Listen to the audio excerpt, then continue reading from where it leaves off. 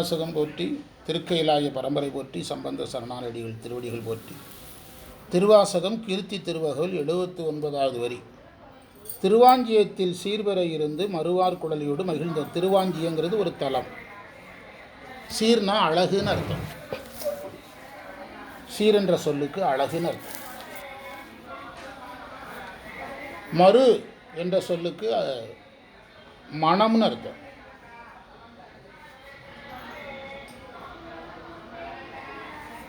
அந்த மருங்கிலிருந்து வர்றது தான் மறுக்கொழுந்து. ஏதுக்கு மறுக்கொழுந்துன்னு பேர்? அப்படியே படிக்க படிக்க உலகமே புரியும். மறுக்கொழுந்துன்னா ஏன்னு கேட்டால் மதுரைக்காரனுக்கே தெரியாது. மறுக்கொழுந்துன்னா மனமுள்ள கொழுந்து. மகிழ்ச்சியாக மகிழ்ந்த வண்ணமும், வண்ணம்னா தன்மை, அவ்வளோதான். திருவாஞ்சிங்கிற ஊரில் அழகாக இருந்து, அழகாக எழுந்தருளி இருந்து, மனமுடைய கூந்தலையுடைய அம்மை உமையோடு இறைவன் மகிழ்ந்திருந்தார். இதுதான் செய்தி. சேவகனாகி திண்சிலை ஏந்தி பாவகம் பலபல காட்டிய பரிசும். சேவகன்னா போர் வீரன். திண் சிலைனா வலிமையான சிலை. சிலைனா வில்லு. பாவகம் அப்படின்னா வடிவம்னு அர்த்தம். எண்ணம்னு பொருள் சொல்லலாம். பாவகம்ங்கிறது ஒரு வடமொழி வார்த்தை. பாவனை, சுவாபம். பரதநாட்டியத்தில் பாவனைன்னு ஒரு வார்த்தை உண்டு. அங்கே பொருள் வேறு. அது முத்திரை. முத்திரை. இப்போ தட்சிணாமூர்த்தியை கான்செப்டாக வச்சு ஆடுறாங்கன்னா இப்படி கையை காட்டுவாங்க. அது வந்து அங்கே பாவனை, முகத்தில் பாவனை காட்டுறது. டோட்டலாக பாவம்ங்கிறது எண்ணத்தை குறிக்கும். அளவிலா பாவகத்தால் அமுக்குண்டு. இது தெரியாமல் திருவாசகத்துக்கு எப்படி பொருள் தெரியும்? அளவிலா பாவகத்தால்னா எண்ணங்கள். போர் வீரனாக இறைவன் வில்லேந்தியவனாக இருந்தான்.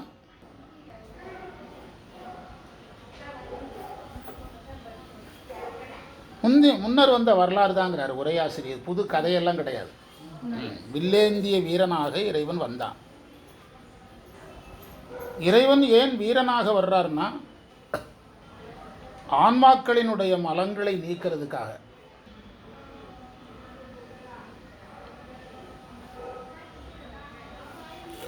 இறைவனுக்கு இது மைக் போடாமலே விட்டுட்டீங்க, அது எடுக்க மாட்டேங்குங்க ஐயா.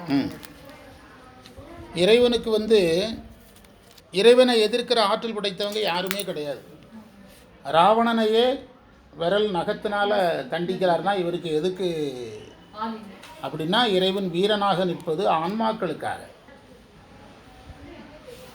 ஆன்மாக்களின் இன்பத்தை தன் இன்பமாகவும், ஆன்மாக்களின் துன்பத்தை தன் துன்பமாகவும் நினைக்கக்கூடியவன் யாரு? அதான் இன்பமும் துன்பமும் அப்படின்னு மாணிக்கவாசகர் பாடினார். இந்த சேவகன்கிறது போர் வீரனாக இறைவன் நிற்கிறது.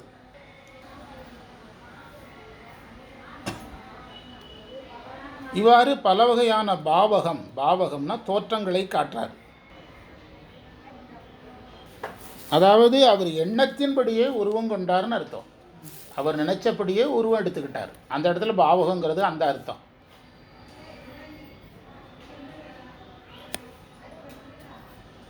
சித்தாந்தத்தில் பாவகம்ங்கிறது மிகப்பெரிய கலைச்சொல். சைவ சித்தாந்தத்தில் பாவகமேல் அப்படின்னு ஒரு வெண்பா இருக்குது. தான் அசத்தாம் அப்படின்னு ஒரு வெண்பா இருக்குது.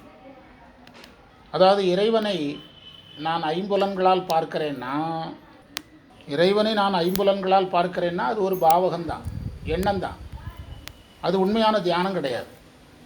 இறைவனை ஐம்புலன்களால் நான் பார்க்கிறேன்னா, அப்போ இந்த மரத்தையும் மட்டையும் பார்க்குறதுக்கும் சாமியை பார்க்குறதுக்கும் என்ன வித்தியாசம்? அதுக்கு இந்த புஸ்தகமும் வகுப்பும் எதுக்கு? அப்போ ஐம்புலன்களால் யாரையும் பார்க்க முடியாது. பார்க்குறோம்னா நம்ம உருவத்தில் பார்க்கலாம், சொரூபத்தில் என்ன செய்ய முடியாது, பார்க்க முடியாது. ஐம்புலன்கள் இல்லாமல் பார்க்குறேன் அப்படின்னா ஒரு பாட்டு இருக்குது சைவ சித்தாந்தத்தில், சிவஞான போதத்தில். ஐம்புலன்கள் இல்லாமல் பார்க்குறேன்னா, ஐம்புலன்கள் இல்லைன்னா நமக்கு என்ன வரும்? அறியாமை வந்துடும். நைட்டில் என்ன கிடையாது? தூங்கும்போது ஐம்புலன் கிடையாது. என்ன எதுக்கு போயிடுறோம்? அப்போ அறியாமைக்கு போயிடுவோம். ஐம்புலன்கள் இல்லைன்னா அறியாமைக்கு போயிடுவோம். அது பிறகு வந்து அடுத்து இன்னொரு வகையான தியானம், ஐம்புலன்களால் தியானம், அதை சைவம் ஏற்காது. ஐம்புலன் இல்லாத தியானம், அதையும் சைவம் ஏற்காது. அது பிறகு ஒன்றை அடைந்ததாக நான் கற்பனை செய்து தியானம் செய்கிறேன்னு ஒன்று வரும். அதுக்கு சைவ சித்தாந்தம் என்ன சொல்லணும்னா, நீ சாப்பிடாமலே சாப்பிட்டதா நினச்சி என்ன பிரயோஜனம்? புரியுதா? பசித்து உண்டுவின் பசிப்பானை ஒக்கும் இசைத்து வருவினில் இன்பம்னு சொன்ன மாதிரி, சாப்பிடாதவன் சாப்பிட்டதா நினச்சி என்ன பிரயோஜனம்? நான் கண்ணை மூடிக்கிட்டு நான் வந்து அமெரிக்க அதிபர் ஆகிட்டேன்னா கண்ணை திறந்து அமெரிக்க அதிபர் ஆகிடுவானா? அந்த தியானமும் வேஸ்ட்டு. இன்னொரு கான்செப்ட் இருக்குது, சூனிய பாவனைன்னு ஒன்று வரும். இந்த 4 வகை தியானங்கள் தான் உலகம் முழுவதும் இருக்குது. 4ஐயும் எது ஏற்றுக்கொள்வதில்லை, ஏற்காது. ஐம்புலன்களால் செய்கின்ற தெய்வத்தை ஏற்காது. ஐம்புலன்கள் நான் அடையாததை அடைந்ததாக நினைக்கிறேன்னு சொன்னாலும் அதனால் என்ன பிரயோஜனம்? நான் தான் வந்து ஆப்பிரிக்காவுக்கு அதிபர்னு நான் சொல்லி உட்கார்ந்துருக்கிறதுனால என்ன பிரயோஜனம்? ஒன்றும் கிடைக்க போகிறதில்ல. அப்படின்னா கடைசியாக என்னென்னா, இறைவனுடைய அருளை பெற்று செய்கிற தியானம் தான் தியானம். அருளை நினைந்து அருளால் செய்கிற தியானம் தான் தியானம் என்பது சைவ சித்தாந்தம். அதை எடுங்க அப்படிங்கிறது சைவ சித்தாந்தம். இந்த பாவகம்ங்கிறது அவ்வளோ ஒரு ஆழமான கலைச்சொல். அந்த பாவகம் என்ற கலைச்சொல்லை வைத்துக்கொண்டு சிவஞான போதம், சித்தியார், சிவப்பிரகாசம் 3மே விளக்கம் சொல்லும். அதனால தான் உலகத்தில் உள்ள எல்லா தியான முறைகளையும் நம்ம ஏற்கிறது இல்லை. தியானம்ங்கிறது அருள் பெற்று அருளை நினைந்து அருளால் செய்யப்படுவது.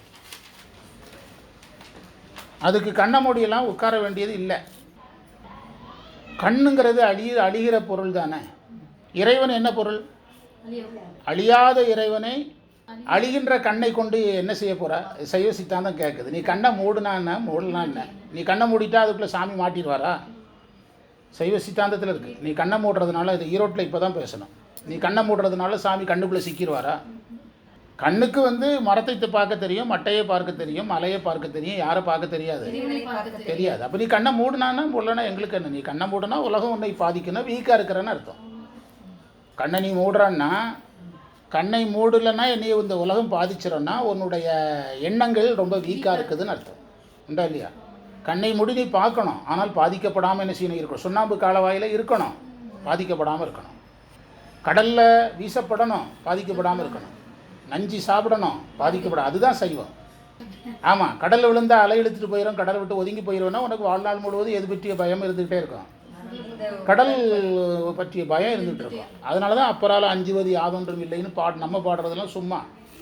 நம்ம வேணால் பண்ணி செயலை பாடலாம், ஆனால் வந்து நிஜத்துக்கு அப்படி பாடுவோமா? நல்ல அழகாக ஒரு துண்டு விரித்து ஒரு அரச மரத்தடியில் நம்ம பாடிட்டுருக்குறோம். அஞ்சுவது யாதொன்றும் இல்லை. நல்ல பாம்பு முன்னால் வந்து நிற்குது, அஞ்ச வருவதும் இல்லை, அப்படி பாடுவோமா? ஹலோ, வணக்கம். பாட்டு எப்போ இது அப்லோட் பண்ணுறோம்? எல்லாமே பண்ணிடுவியா? மொத்தம் எத்தனை பதிகம்? 4 போட்டாச்சுங்கிறாங்கப்பா. 4 போட்டாச்சா? 4 பதிகம் அப்லோட் பண்ணிட்டாங்க, பார்த்துக்கிடுங்க.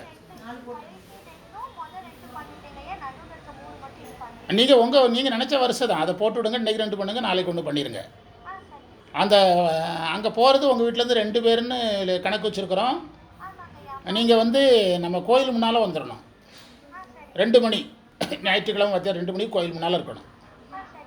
இடம் மாறிச்சுன்னா சொல்லுவாங்க. சரியா? எவ்வளோ நேரம் ஆகும்? ஆமாம், கட்டாயம் பாடணும். மொத்தம் எவ்வளோ நேரம் ஆகும்? 7 பதிகத்துக்கும். இதை ஆஃப் பண்ணி வைக்கலாமல்ல? எது வரைக்கும் வந்தீங்க? இந்த பாவகம்ங்கிறது ஒரு சைவ சித்தாந்த கலைச்சல். இறைவனுக்கு பாவகங்கிறது நாம் இந்த உருவத்தில் வரணுங்கிற எண்ணம். நமக்கு பாவகத்தில் எண்ணங்கள் மட்டுமே இறைவனை அடைவதற்கு போதுமானது கிடையாது. இறைவன் எண்ணங்களில் சிக்கிறவனா, அறிவில் ஞானத்தில் சிக்கிறவனா? ஞானத்தில் தானே எண்ணத்தை வச்சு எண்ணத்தில் சிக்கிறவனா நம்ம இதுக்கு இவ்வளோ படிக்கணும்? என்னுடைய எண்ணங்களை கொண்டு நான் சம்பாதிக்க முடியும், என் எண்ணங்களை கொண்டு நான் ட்ராவல் பண்ண முடியும். அப்போ என் எண்ணங்களை கொண்டு நான் இறைவன் அடைஞ்சிருவேனே. இறைவன் அடைவதற்கு என்ன வேணும்? ஞானம் வேணும். புரியுதா? அப்போ பாவகத்தால் யாரையும் அடைய முடியாது. அது இதில் அடிஷனல் லெசனாக சொல்லியிருக்கிறேன். சரியா? சரி, அதனால தான் அபிராமி பட்டர் வந்து ரொம்ப கவனமாக பாடினார். நின்றும் இருந்தும் கிடந்தும் நடந்தும். அதில் மனமே வரல பாருங்க.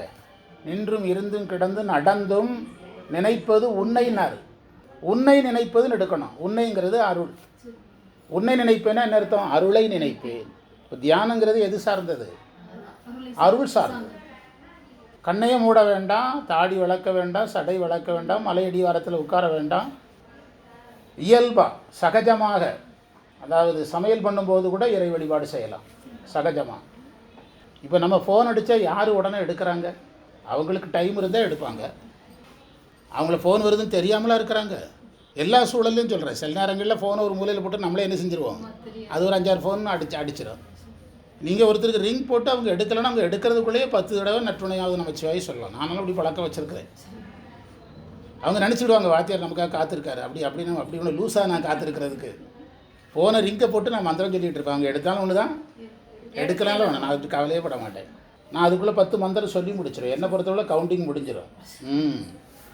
எதுக்கு சொல்கிறேன்னா, அந்த இறைவன் எதற்கு எட்டாதவன்? எண்ணங்களுக்கு எட்டாதவன். அதையெல்லாம் கடந்து எதை நினச்சிக்கிட்டே இருக்கணும்? சமையல் பண்ணும்போது கூட சாமியை வணங்கலாம். அதான் நின்றும் இருந்தும் நடந்தும் நினைப்பது உன்னைனார். அந்த மந்திரம் முழுதும் சொன்னீங்கன்னா இந்த செய்தி ஃபுல்லாக வரும். நின்றும் இருந்தும் கடந்தும் நடந்து நினைப்பது, என்றும் வணங்குவது மலர்த்தாள்னா அருள்.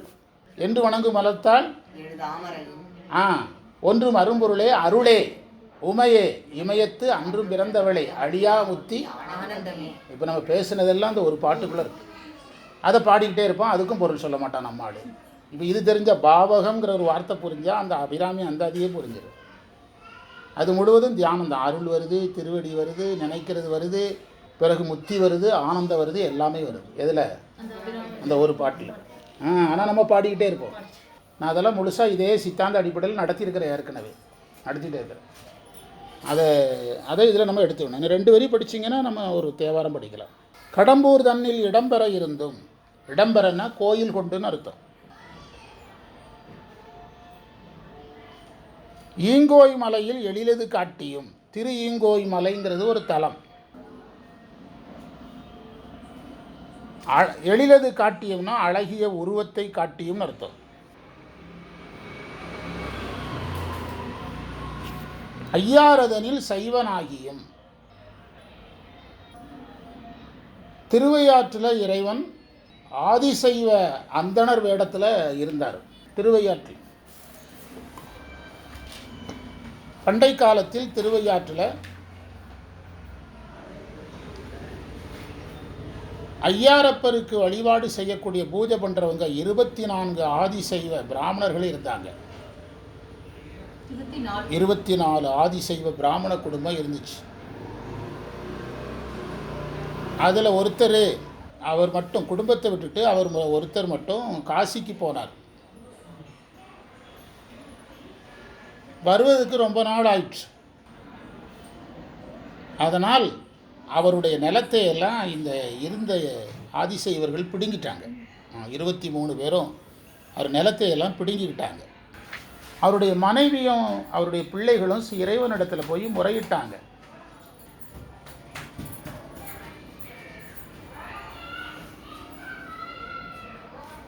இறைவன் அவர் திரும்பி வந்த மாதிரி வந்தார். அவர் காசியிலேருந்து திரும்பி வந்தால் எப்படி இருக்குமோ அப்படி வந்தார். வந்து அவர் பூஜிக்கணும்ல, அவருக்கு பூஜை உரிமை இருக்குதுல்ல, பூஜை உரிமை கேட்டு வாங்கி பூஜை பண்ணார். உண்மையான ஆதிசைவர் வரலல்ல, அதனால் ஒரு மடத்தில் படுத்து கிடந்தார். அந்த குடும்பத்துக்காக, ஒரு குடும்பத்துக்காக மடத்தில் போய் படுத்து கிடந்தார்.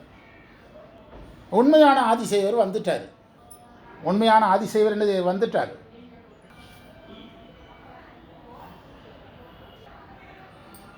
இந்த இறைவன் ஆதிசைவர் வேடத்தில் வந்த உடனே அவங்க வாங்கின நிலத்தையெல்லாம் திருப்பி கொடுத்துட்டாங்க. எல்லாம் கொடுத்துட்டாங்க.